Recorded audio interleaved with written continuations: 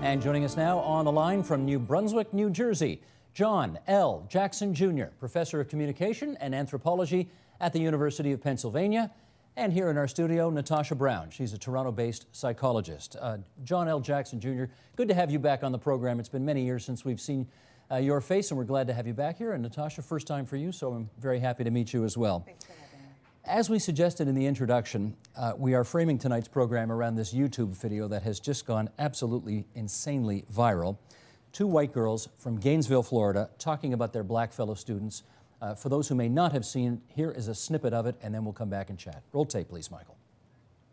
Not a lot of black kids graduate from my school. They don't like make a living for themselves. They just drop out of high school. I'm gonna have kids. I'm gonna get a welfare check. I'm gonna get my GED. I'll get my GED. I'm gonna go work at McDonald's, and if I keep having my babies, Shaniqua, Liko, and Jaqueque, I'll keep getting my welfare check for having my babies. Yeah. Like, that is how. Okay, maybe up north or wherever the hell you people are from, maybe that's not how the black people are. But here, that is where that is how the majority of them are. It's not even black people themselves. It's the niggers.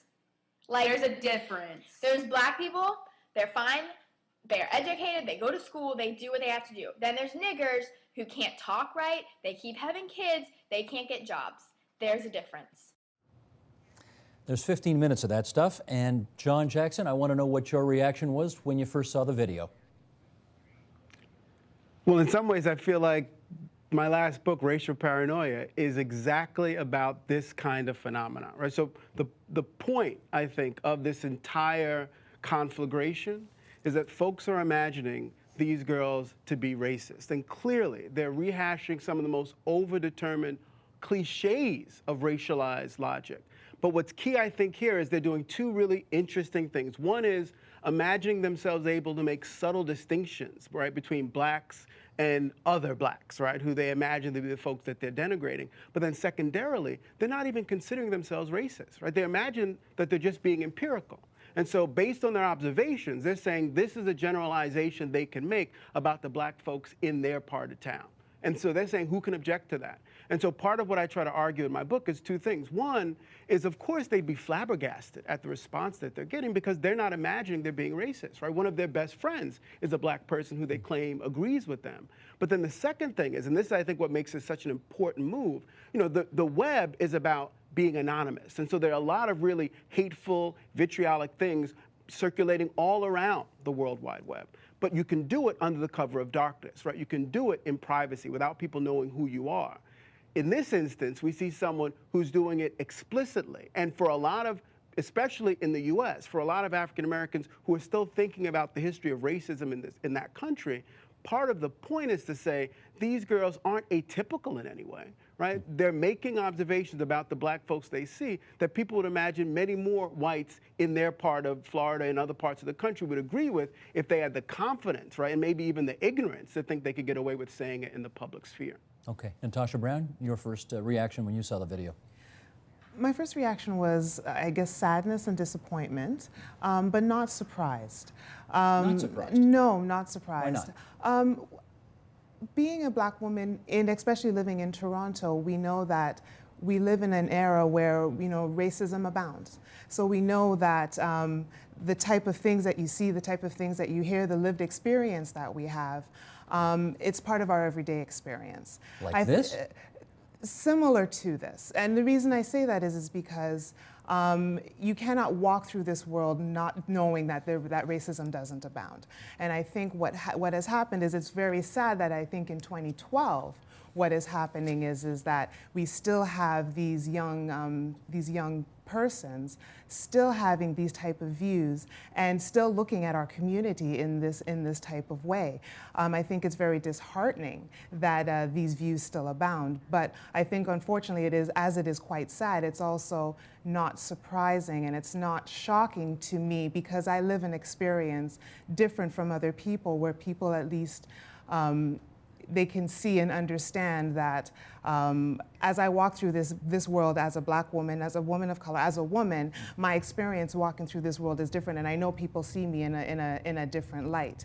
But unfortunately, what has happened is that the information that these two young girls have amassed, I guess, through their time going through school in their small community, they really and truly believe that they have a license to now superimpose this information upon an entire community. And I think that piece ends up being, I think, the very sad aspect of what is going on today. John, I noted in your first answer that you did not use the N-word, which they do many times in the course of the video, but I'm going to use it now, if only to refer to something that Chris Rock, the I think very excellent comedian, who once had a stand-up routine in the 1990s called Niggers versus Black People, making in some respects the same distinction that the girl in that video made. He later, I gather, abandoned this routine, saying that he thought it gave license to racist people to use the same kind of language. Do you think he's right today not to use it, or was he right back then in trying to make the distinction?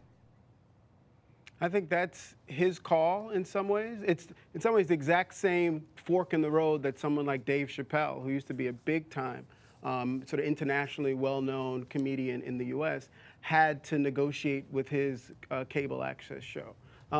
Part of what I think for me is important about the question you're asking is simply about the extent to which we're really trying to have a conversation that's not simply about whether the N-word is appropriate in public discourse. Different people have different answers to that. I think the key here is to recognize that one of the things that's happening is that it's not simply these two young girls mobilizing the N-word in these really disrespectful and dehumanizing ways, but that they are rehashing parts of a kind of larger public discourse that we might imagine other people are able to get away with. And it's that line that they're crossing that I think is also really curious and fascinating. That they think in some ways they have the license to do this because a Chris Rock or a Dave Chappelle or any other black comedian would make the same case, right? And I think the key is, though, when Chris Rock does it, when Dave Chappelle does it, they're imagining themselves to be a part of the us or the we that is this sort of self-critique logic that they're trying to deploy in their comedy. These two young ladies are clearly trying to make a distinction between them and us in a way that makes the entire conversation feel much more destructive and pernicious to a lot of folks. Well, I think, Natasha, the lead girl in the video, there's two girls, but one of them does 90% of the talking, Yes. The other one's just sort of in the background. The lead girl in this video feels she has even more license to do this, as John suggested in his first answer, because she says one of my I think she said my best friend is black, and therefore, and he feels the same way I do. Do you, Yeah. is that a distinction worth noting? I think, unfortunately, there is that that license or believed license that is, you know, if I have someone who's also, if my friend is black, then I have the license to use these terms or to say these types of things. And I think that ends up being a very difficult and an uneasy line to draw. That term, and I don't use the term at all personally, but you know, it's also an argument that we've been having in our black community for quite some time in regards to the use of the word. Do we now use it to, you know, in a positive light to sort of reframe it and to reclaim it for our own versus how it's been used? Take the power out of it. Take the power out of it, exactly, for, you know, depending on how it was used, you know, for several generations. So it's an argument and a discourse that we've been having in the black community as well. Where are you on it? I don't use it at all. You don't use it? I don't use it at all. I think there, you know, we don't have to take a term that has been negatively used within our community for decades and to try now to superimpose it and to try to, you know, twist it and make it something that's positive. There's a lot of other words in the English language that we can use to uplift ourselves as a community, and that's one word I refuse to use. John, I noticed you didn't use it in your first answer. Is that because you don't use the word ever? I probably use it at least once every day, usually in a joking, self-conscious context. But I do feel like it's a word, as an anthropologist, I recognize words only have the power we give them. And so I don't feel like it's a word that's so powerful I can't deploy it. But I do it very self-consciously and with a sense of its historical context as well. See, so I don't ban it from my vocabulary. I don't use it every 5 seconds either. No, I appreciate that. But I guess, again, I'm trying to find where the distinctions are in the positions here. Is it the substance of what's being said that's racist, or does it depend on who's saying it for those words to be racist? Do you know what I mean, John? Yeah, I think it's a complicated calculus. I mean, that's why this issue is so incredibly subtle, because what we're trying to figure out is, in some ways, what's in the heart of these young girls, and we imagine we're seeing what's in the heart. We think it's pretty horrible, actually. But I think we also appreciate the fact that what we're getting is a glimpse into what they genuinely, honestly believe. And if this were the context of them having a conversation with black folks in their social network who they really know, and they're thrashing this stuff through, then maybe there's something productive that can come of that. But I think the issue is they've taken what for them is a very private, intimate, and personal analysis of the few people in their part of Florida that they know, and they've tried to extrapolate from that to a kind of larger social claim that just doesn't hold, and that's offensive to anyone who doesn't know them. And so I think the key is to recognize the only thing that ever is useful for you to remember as someone trying to have a conversation is that context means everything. And you have to know who your interlocutors are. And it's really difficult to speak to strangers. And that's what you're doing on YouTube. You're speaking to folks who don't know you, who can't vouch for you, and who take your words and they see it for what it is. And they don't have the kind of subtlety and context and background to give you the benefit of the doubt if that's what you need to make it through a kind of controversial and tricky situation. We're going to pick up on the online angle on this in a second, but I want to revisit this one more time, Natasha. Yes. And that is, again, going back to the best friend of the lead person in this video who is black. If the comments, I think, regular people can look at this video and go, oh my goodness, I can't get over what a racist screed this is. Absolutely. If the same words came out of the mouth of the best friend who is black, would it still be racist? I truly believe that it would be. What is happening here is that you're creating judgments, deplorably so, but you're creating judgments on an entire race of people that shouldn't necessarily be. So what happens is that regardless of who the mouth that's coming out of is, if it's a white individual, if it's a black individual, there's still comments that are based on the skin tone of a class of people. So I think that ends up being very difficult. So regardless of whatever mouth it's coming out of, it's still racist. Okay, as I said earlier, this thing went on for 15 minutes. Absolutely. We've showed a small snippet of it. I want to show a second excerpt from this video as well, and then we're going to be joined by another guest. So Michael, if you would, roll tape, please. My best friend, his name is Marcel. Marcel Michel. No. He is practically white. Like his skin color is almost, if it was dark in the room, you wouldn't be able to find him. He's that black. His parents, they're both surgeons. He has a wealthy family. He hangs out with all white people. He makes fun of his race all the time, because he knows that there are niggers who are just ignorant fucks who are doing nothing with their life. Joining our conversation now, Jordan Peterson, professor of psychology at the University of Toronto and Agenda Insight contributing essayist. We welcome back as well psychologist Natasha Brown, and in New Brunswick, New Jersey, the University of Pennsylvania's John L. Jackson Jr. Jordan, first of all, nice to see you again. Thanks for coming in tonight. Thank you. There are many, I don't have to tell you, racist videos online, on YouTube, wherever. There are many racist blog posts online. Not all of them, in fact, you might say very few of them, have garnered the attention that this particular screed has attracted. How come? Well, I think part of what's been missing in this discussion is an analysis of the comedic element of the so-called rant. I mean, this she's an adolescent. She's obviously saying things that she shouldn't be saying. She obviously knows that she's saying things that she shouldn't be saying. So there's a heavy satirical argument or element to it. Kind of reminds me of the things that the Sex Pistols did in the early 80s. There's a lot of anger and there was a lot of emoting about things that weren't supposed to be said. And they were very satirical and got in all sorts of trouble for it as well.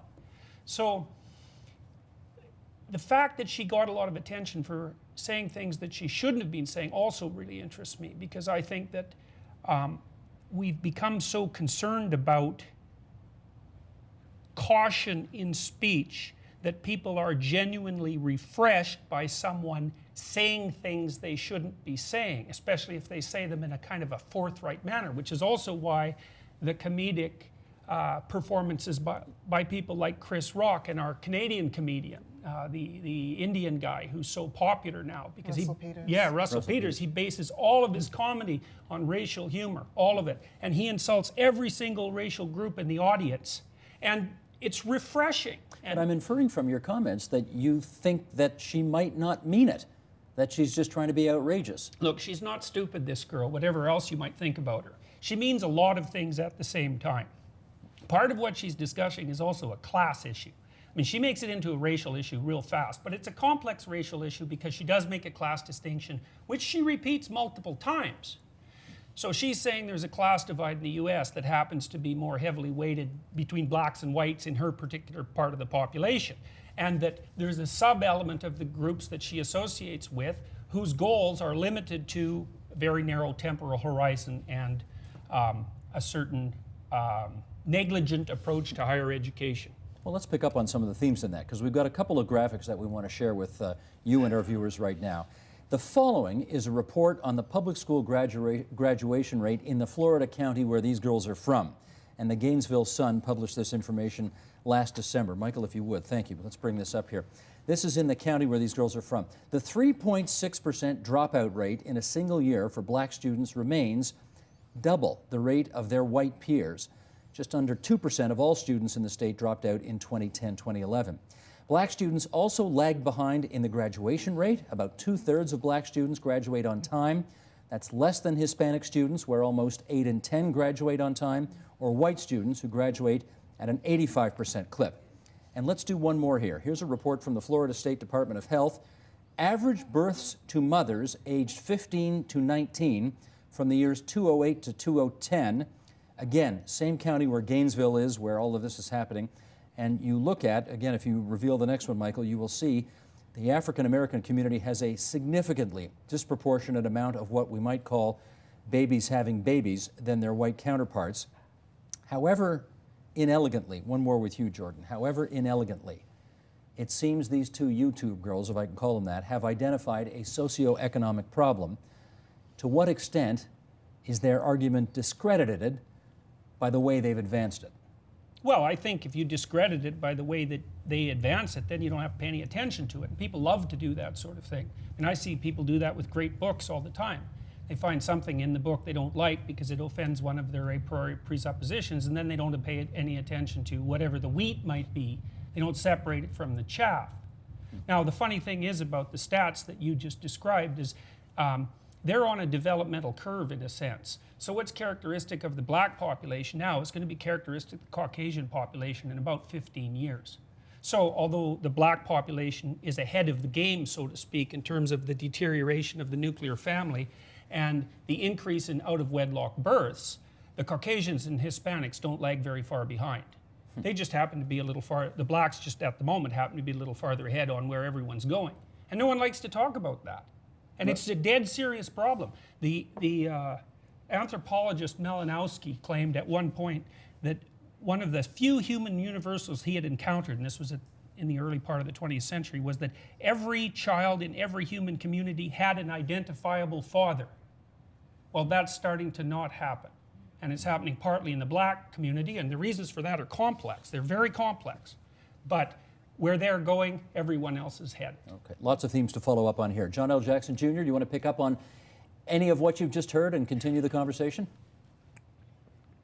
Well, I think the big thing that your statistics, the question your statistics beg, is exactly what's causing that disparity. And so one of the things the girls are assuming is that you can lay the blame for those differences squarely and exclusively at the feet of these ignorant, no good, dysfunctional, pathological, unintelligent black people, as opposed to some other ways of framing what might explain these really staggering differences that are entrenched and that are real. But their assumption for what causes it doesn't necessarily, to me, seem to be the same thing as imagining that all they're doing is sort of allowing us to see what is a really important social disparity. I think you can make that point and not necessarily Trojan horse into that conversation all of these a priori assumptions about what the causal mechanism is for that. And I think that's the other part of it that's really problematic. That not only have they seen the problem, right, they've identified the problem, but now they're going to tell us the answer. The answer is these people are stupid and ignorant. To me, that's an unacceptable answer, right? Whether you're a social scientist or a naive high school girl in Florida. You want to come back on that, Jordan? Yeah, well, the problem is complicated. So we could say, well, it's partly contributed to by unequal distribution of resources. It's not poverty, it's inequality. Okay, poverty and inequality are not the same thing, because no one in North America is poor, certainly not by historical standards and not by world standards. It's not poverty. It is inequality. Okay, there are socioeconomic causes, but there's also individual personality causes, and that's one of the things that makes this so complicated. Now, you could attribute the racial differences to the socioeconomic pressure, but the individual differences still have to be dealt with. So, for example, if you're conscientious, which is a trait, it's as heritable as IQ, it's a standard human biological trait. If you're conscientious, you're much more likely to be married and not get divorced. Okay, the inverse of that is that if you're unconscientious, then you're more likely to be divorced and not to get married.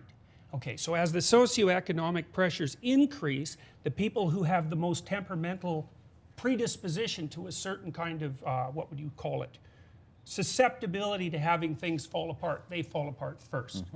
So you can't have a discussion about something this complicated without taking all of those factors into mind, and no one likes to do that. So, for example, we like to think that all poor people are the same.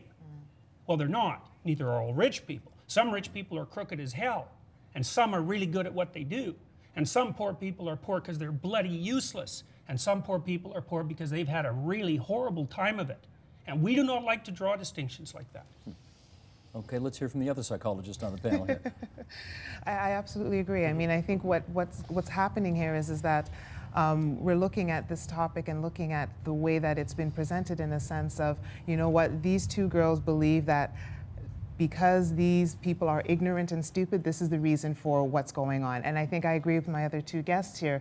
The issue is very complicated. It has definitely a lot of layers, and it'll take more than this show absolutely to absolutely really try to disseminate all of the reasons that the population is the way it is. But I think the difficulty is that these two girls, I think, really and truly believe that, I know the reason why this is happening, and they're looking at it as a context of strictly race, as color, and unfortunately that is definitely not it. They're very misguided, and I think that's where maybe some of the sensationalism of the video comes into play as well. But when you watch that video, did you also get the sense, as I think Jordan did, that they're just saying some of this in the way they're saying it to be outrageous?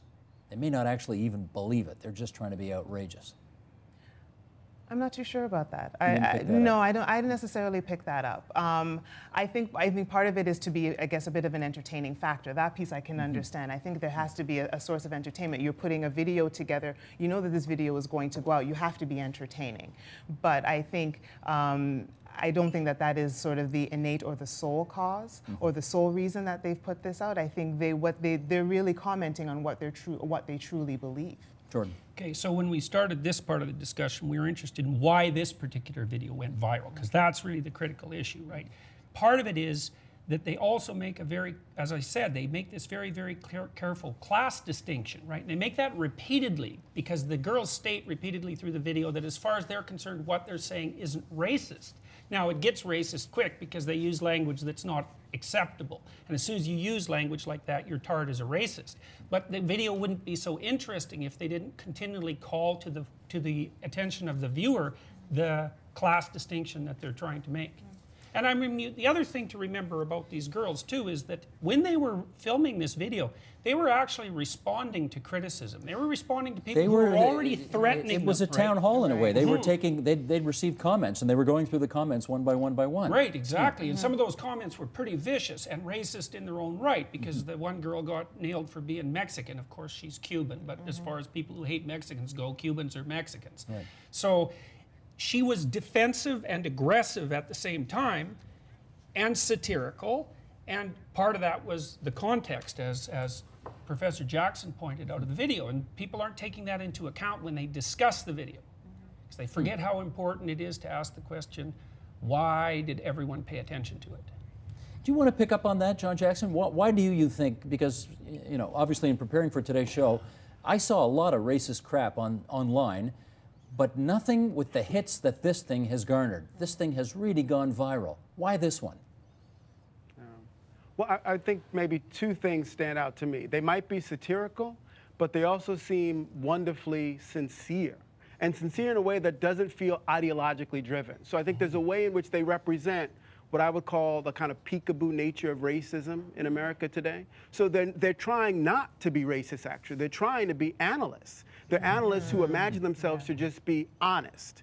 And I think the key is they want to disavow any kind of hard-lined, overly ideological commitment to racism at all. And I think that's part of what makes this text so rich, because we have these two young girls who clearly don't have an axe to grind. They're not part of some larger white supremacist organization. None of that is the backdrop for this. They're just trying to be honest. So I think there's something about the sincerity of it, maybe linked with the satirical nature of it, the entertainment factor, that I think is really engrossing, because you realize it's almost like you're getting backstage access to what a lot of people probably feel, but wouldn't have the courage to say. And I think it's part of what makes it so fascinating. You want to chime in on that? That's exactly it. I was just thinking the same thing. It's a lot of it is giving that what exactly he said is that backdoor access to a lot of things that people are maybe thinking but don't want to say publicly. So now they have a forum here with these two young girls that are actually saying things that they were actually maybe fearful to say, but now it's on a it's on a worldwide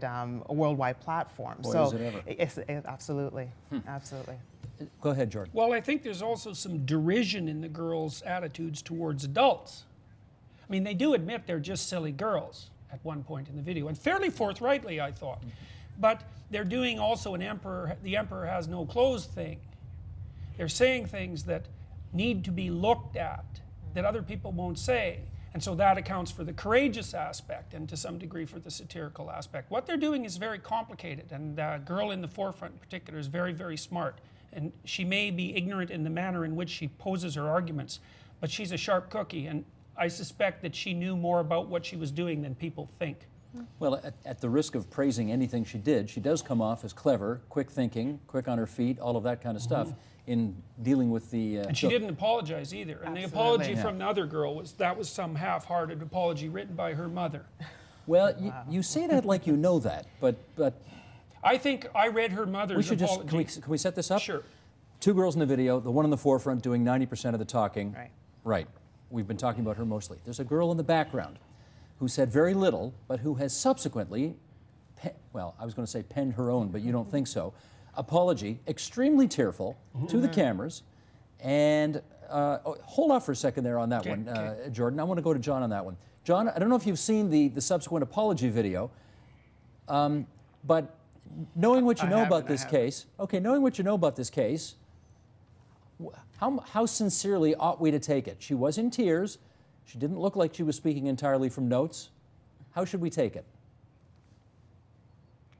I mean, I think most apologies are apologies of convenience generally, right? Not just out in the public sphere. I do feel like, I'm sure they are sorry for this firestorm in a lot of ways. So there's no way I would doubt the sincerity of that.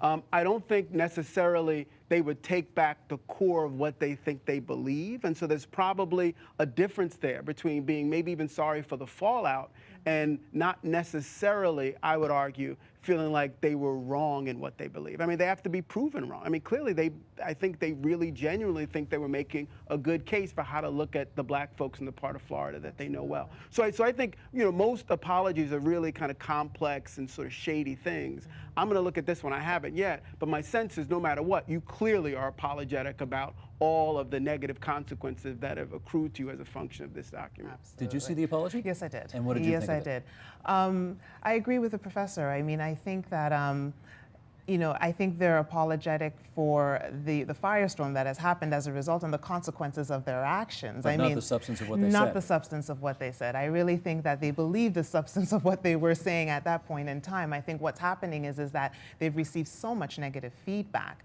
Death threats. Exactly, death threats. There's been, there's some of the comments talking about telling them they need to kill themselves and, that sort of thing. So I don't think they were prepared for maybe the type of negative feedback that they were going to receive as a result of this going viral. So I did see it. She was quite tearful and possibly it was penned by her mother or whatever the case may be. But I think she is more or less apologetic about the negative feedback and sort of a lot of the consequences that her actions have ensued versus the actual content of the initial video. So you didn't see in the apology any disassociation from the original views put forward in the first video. No. I did mean, not. she did try to say sorry quite a few times and saying that, you know, she wasn't racist, she wasn't raised to be that way, and that sort of thing. But I really didn't see a connect there. I really thought that she was really more apologetic for the consequences and a lot of the feedback that had ensued as a result of the post versus the actual content of the post. Now you saw it and you I read concluded. her mother's mail, Yeah, a I letter read that to as the well. newspaper, and it was a mealy-mouthed bit of political correctness where she also played the victim card because she describes herself as a single mother, and it's like, yeah, it was rubbish as far as I was concerned. The reason I say that is because there wasn't anything in it that was unpredictable. And something is rubbish when anyone ideological could have written it, because there's nothing personal about it. And there was nothing personal about that, and there was nothing personal about the apology. Obviously, the girl had got in trouble. I'm sure she's shocked about being removed from school, you know, but I think her mother did her a bigger disservice by making her apologize than the other girl's parents did. You're saying that like you know that. We don't know for sure that the mother made the daughter apologize, do we? You're inferring it. Well, yes, I read the letter. You know, and the mother insists that her daughter wasn't raised that way, which is, to me, is more of a justification of the mother than a defense of the daughter. And that's what makes me skeptical about the whole apology thing. And I liked the girl better when she wasn't apologizing. You know, Because she was she's a more brat honest? and she was horrible, but at least she was witty and she was being her own person. In that apology, there's nothing in there that's original. So I didn't buy it. So. Well, I think the other thing is that this apology is coming from the secondary, the person that That's was in true. the Who background. said very little. She really didn't say a lot. I mean, mind you, she said, again, a lot of racist things. But again, she was the secondary. She was sort of like the tag team, you know. cheerleader. The cheerleader. She was a cheerleader. So we didn't see anything from the primary. We haven't seen anything posted from the primary source. I haven't seen a letter or anything of that nature from the actual initial person. So, I mean, it's very interesting that the apology, the posting of an apology, the letter is all coming from the second person and from her family. So it's quite interesting. But at the end of the day, and let me go back to New Jersey on this one. At the end of the day, John, do you think this screed had more to do with race or more to do with economic class? Because it all seems to be mixed up in a big, scary soup at some point during the course of that video. What's your gut tell you on that?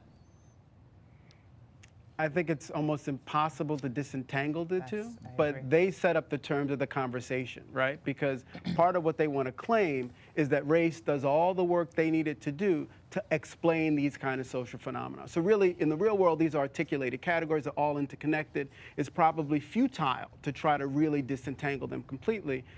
I do feel like at the very same time, though, it's important to hear how people use race, right? What people use race to do when they try to make sense of their world. And I think there's a way in which these two young girls stand in for, you know, a lot, I think, very typical logics for how race gets deployed to explain seemingly sort of negative social phenomena. And I think it's lazy and it's often not helpful unless it's put in a much stronger, robust context. And we're thinking about all the other elements that are swirling around there and that are usually papered over and invisibilized by this fetishization of race. Jordan. If it's race, then you have to ask why there were two categories. Sorry, say again? She addresses two categories of people that she's criticizing. She Oh, I see. divides the racial group she's criticizing into two groups. That makes it not just race, because otherwise it would be one group. She's trying to make a distinction within a racial group. So what's the distinction? Well, her distinction is between people who accept what I would consider a middle class or upper middle class view of North American culture and people who either reject it or who have fallen out of it. Some of them are black, some of them are Hispanic, some of them are white, and it's a growing class in all three groups. Now, that gets obscured by the fact that she makes an analysis that's primarily distinctive. It's complicated by her use of racial terminology, but it's not only a racial argument. And it's still an issue that we haven't even addressed in this discussion because we've been talking more about the form of the conversation than the contents. So for example, go into her high school class. If people were really curious about this, they'd go into her high school class in the school and they'd interview 100 kids. Okay, how many of them are planning to have kids before they're 19? You just ask them. My suspicions are that it's a substantial percentage. Okay, why? Who plan to? Yes, absolutely. Who planned to? Look, it's not such a bad option. Or who will end up that way. No. Hey, with birth control, it's planned. If you would have told the guy who developed birth control pills in 1960 that 50 years later, 50% of children would be born out of wedlock, he wouldn't have believed you for a moment. He would have said, no, they'll have choice. Well, everyone has choice. It's not non-choice. That's rubbish, I think. So it's a perfectly reasonable alternative. I mean, if you're a 15 to 19-year-old girl, what would you rather do? Would you rather work at McDonald's or have a baby? Which is the logical choice? Well, a baby's a hell of a lot better than McDonald's.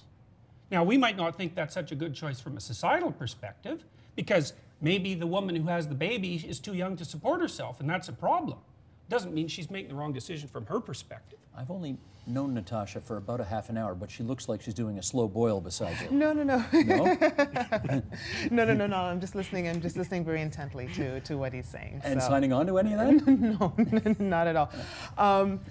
I agree with the professor in the sense of it's a very complicated issue. If we look at it as just race or as just economics, and I think we do the topic a disservice. I think what we have to do is we have to acknowledge the complexity of the issue, but I think what the difficulty is that when we're looking at these two girls and how they're trying to explain the issue, they don't necessarily have the perspective to actually look at the topic from that complicated perspective.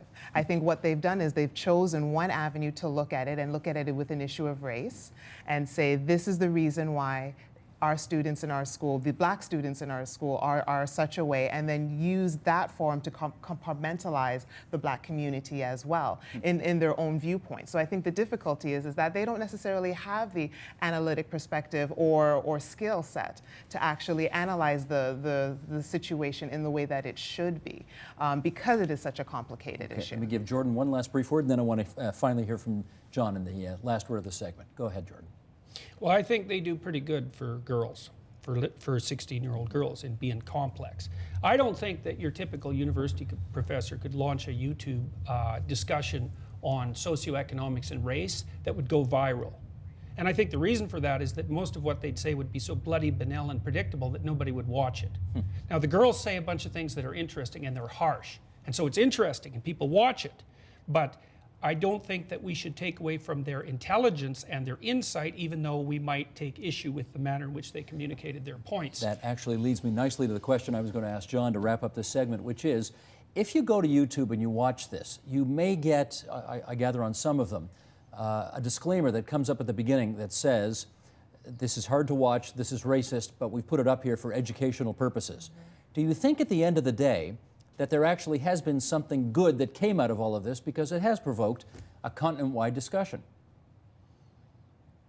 That's a possibility. I'm optimistic that that's one road that we can take. It isn't a foregone conclusion, though, right? All it can do, if we're not careful, is reinforce some of the same flat-footed and I think very simplistic analyses that imagine the facts speak for themselves. I think that's the key. We can't go to empirical data and get adjudication on this, right? It's about how we interpret those facts. And these girls come with, I think, an interpretation that a lot of people hold that I think actually doesn't do the work they wanted to do to make sense of the phenomena they're trying to understand. And that, for me, is the issue.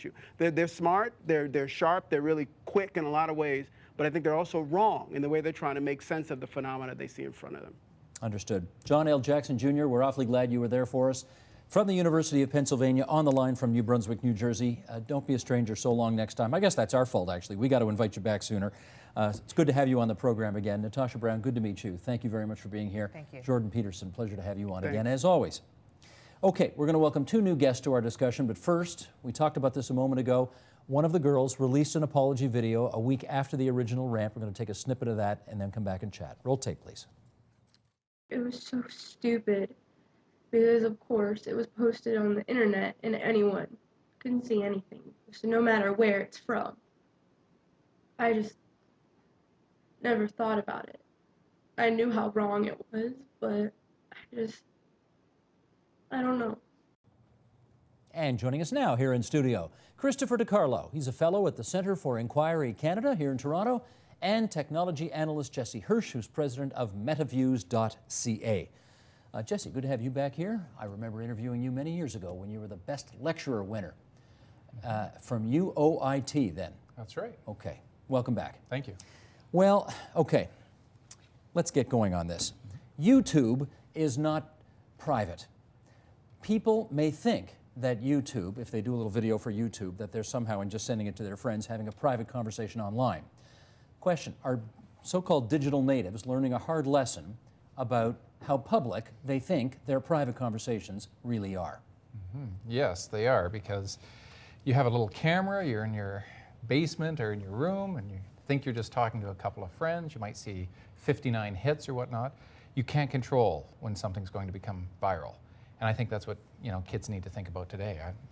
I would imagine you'd agree with that. Jesse? I'm not sure the issue, though, is public versus private. I think it's all a desire for attention. I think the issue is the consequences, that most people don't understand what happens when they get that attention or what to do with it. I mean, YouTube is full of an inflationary, almost escalating tactic of the craziest thing you'll do to get more views. And whether it's used racism, whether it's used some type of shock, I think it's not so much a desire to be private, it's an inability to know what's appropriate, but a strong desire to be public, because you want that attention. We've become very exhibitionistic. I blame Jerry Springer. I'm just kidding, but you see this. You can see the evolution of it in technology, how people want to tell their story more and more for their 15 minutes of fame. And we haven't been able to educate people with media literacy to say, there are boundaries here, and you better appreciate that if this goes viral, do you want this to affect your life? It's almost like if you're applying for a job, check your Facebook status, because that's the first place they're going to go to see what you're really like when you're out tipping a few and you're with the gang. I guess that's true. If you're a teenager and you put a rant on at the age of 15, because you're in grade, whatever it is, 10, you don't really appreciate that this is going to be with you for the rest of your life, do you? Well, and nor do you know what you want to do for the rest of your life. So you're closing doors before you know they're open. But I think your point about Jerry Springer's is kind of close to the mark. Because if you look at Jersey Shore and reality TV, you have young people acting as badly as they can and being rewarded with lots of attention. And in the case of Jersey Shore, I mean, each of those kids get paid $30,000 to show up at a club every weekend for 15 minutes. Young people look at that and go, wow, I'd love to do that. What's not to like? And all I have to do is act like an idiot on YouTube? Sign me up. Well, here's, people who are of a higher generation, an older generation, maybe watching this and wondering, they can't figure this out. So I want to read a little excerpt here. This is from Piotr Czerski, who's a Polish writer, commentator. He had this to say about so-called digital natives, translated, posted to the website Pastebin in February. We grew up, he writes, with the internet and on the internet. This is what makes us different. This is what makes the crucial, although surprising from your point of view, difference. We do not surf, and the internet to us is not a place or virtual space. The internet to us is not something external to reality, but a part of it, an invisible yet constantly present layer intertwined with the physical environment. We do not use the internet, we live on the internet and along it.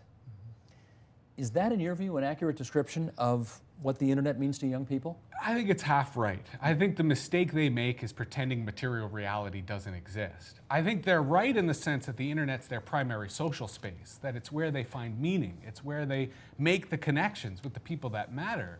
But they neglect the real world at their peril. And the example of the permanent record, I think, is the most tangible. But the other is the fact that they still need to exercise. They still need to feed themselves. They still need to get in the streets in the case of Cairo in Egypt.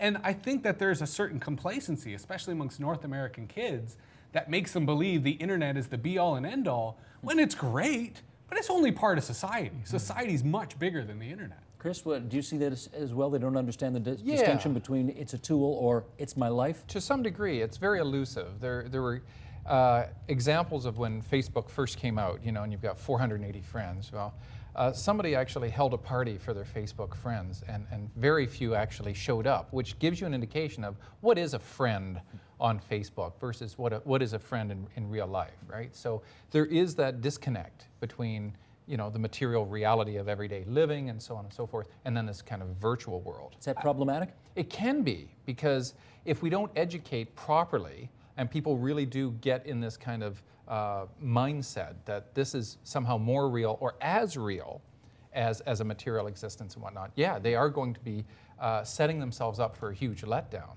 I think where they're correct is to not treat the internet as if it's separate, to not treat the internet as if it's some ghetto where young people go to interact, that they're normalizing the internet. They're showing how it's a regular part of their life. They may be neglecting material reality as a mistake, but I think older generations would benefit from a similar normalization of, instead of treating the internet as someplace out there, to treat it as if it's home, as if it's the place that you're most comfortable and you're most intimate with some of your friends, because it's that intimacy that young people get that old people, I think, are uncomfortable. But I think here may be the distinction. If you were an adult, a sane adult, about to post something on YouTube, you'd probably have the understanding that this thing lasts forever. I'm going to behave within social mores. Watch my P's and Q's. They have context. Is it fair to say that if you're 15, not all of that may occur to you? I think it's fair to say that, but I think it's equally fair to say that there are even more adults who don't understand that context, who are putting lots of silly and stupid videos up on YouTube that teach kids the opposite, that rather than have a responsible role model, they have far more irresponsible role models that are making money. I mean, we forget the fact that YouTube is an automated marketplace, that Google runs advertising on YouTube in a way that all you need to do is get views and you can get paid. So like Epic Mealtime, which is one of the more popular Canadian YouTube channels. What is that? Epic Mealtime is a weekly show on YouTube that's all about bacon and bacon products and cooking with bacon. There are Anglo-Jews in Montreal who've taken Quebecois cuisine and made it internet sensational. And of course, because they're successful, they're in a lawsuit, and the lawsuit has disclosed that they made $500,000 last year. How? YouTube. Just by having a 5-minute video every week that over 5 million people watch, that Google matches advertising with. And as a result, that type of automated marketplace teaches kids, go out, get attention, and you'll get paid. Now, your point about kids, 15-year-old kids putting things out, I like to look at the psychological, physiological basis of what's going on here. And a 15-year-old kid is going through what we call dendritic pruning. Their brains are basically forming to become an adult brain to make adult decisions and so on and so forth. It is the time at which a human being is the most impulsive. So now you take a technology which is unmatched by anything since movable print, and you're allowing the entire world at a click of a mouse to see that impulsiveness. That's a bit of a recipe for, not disaster, but certainly... Yeah, it just doesn't sound good. It can be very negative. It can also be very positive. I believe there are 3 major factors in our evolutionary past: the development of sophisticated languages, the Gutenberg printing press, and the internet for communicating and conveying ideas. And now here we have this thing, and now we're seeing adolescents who are going through all the stages that we have all gone through when we lived through adolescence, and now they have the ability to tell the world their issues, their feelings, their ideas, what they're most passionate with. Jesse, let me go back to this video in question here. But did you see the video? Later in the video, the girls respond to criticism from an earlier post, and one combats racism with more racism. There are some stereotypes, not of blacks, but of Mexican people. Even though the girl they're referring to is Cuban, they say Mexican. It's like, you're all Hispanics, we don't care. This type of response, I should ask, I shouldn't say it. Does it seem to be more common on the web as opposed to, if I can put it this way, in real life? Absolutely. I mean, in real life, there's more visible consequences. The person's physical, non-verbal language might tell you not to say what you're about to say. Versus the internet has this, I used the words earlier, inflationary and a type of escalation that, YouTube, I think, is a very tame example. There are other sites on the internet. 4chan is perhaps the most notorious, in which anonymous flame wars are its whole raison d'etre. And people develop the skill called trolling, which is all about trying to make the other person feel bad. You go through every expletive, every insult, every imaginable thing you can do. Why do people want to partake in that? Attention. It's all about attention. You get more attention by the crazier you get. The more pain you inflict on the victim, the more attention you get as the bully. And if you have a few hundred people feeding you, that's enough to get the adrenaline going, to make you think that you're the center of the world. And yeah, I agree, it's impulsive activity, but it's at a collective level that it's reinforced by the values around it. But would they still do it if it was a face-to-face? Would they still be as, vocal and visceral about their, because I read some of these comments and I am amazed at how racist, sexist, homophobic. I mean, there are some Anonymity lets you get away with that. anonymity. It's I call it, you know, the Mel Gibson alcohol kind of, you know, would he have said what he did had he not been under the influence? Would these kids say what they would if not for anonymity? I don't think it's the anonymity. I think it's the disembodiment. Because I think for a lot of these kids, they're using pseudonyms. They don't want to be anonymous, but they don't want to be caught, but they want to accumulate attention. But I think it's the fact that physically they're not there. They're physically not at risk. The other person is physically not going, I'm going to get you. Right. So it's that disembodiment that allows them to go in this theoretical who knows where, Right. when physically you'd probably stop because someone would physically start coming after you. How would it change if their IP address and things showed up and they could be traceable for everyone and held accountable for the comments? I think it would drastically change the comments online. Well, mind you, somebody just got fired on Parliament Hill for doing something like Yes. that. IP address didn't seem to hold back. YouTube does have a hate speech policy. Yes. And we've noticed that that doesn't prohibit people from posting, from copying, from repurposing, from sending elsewhere. Do they need to do something about that, do you think, Chris? This is that classic argument of what do we allow and what do we censor, and does the government have any place in communication? I'm more of the mind to just let's see it all. We're bright enough and we're smart enough to be able to deal with this stuff. We can police ourselves, because you will never be able to fully police the internet. There will always be hackers who can get around this sort of stuff. Hopefully we can manage to do that with China and other places like that, so that we can show them what the real world is actually like in North Korea and so on and so forth. So no, let's see the ugliness, let's see all the warts, and then we can deal with it. Let's not try to rewrite history and whatnot. Let's deal with the ugliness. That's how we grow as a society, and that's how we develop. Jesse? I agree. And I think on the internet, the moment you try to censor, you bring attention. Yeah. And often what these trolls are looking for is to be censored. They want to be the martyr in their sort of information war of freedom, or however ludicrous they see themselves. And to feed the censors, I think, only feeds the problem. Whereas, I mean, regulation of the internet, which is something I've always called for, should be done by a public agency that's accountable, not a private company.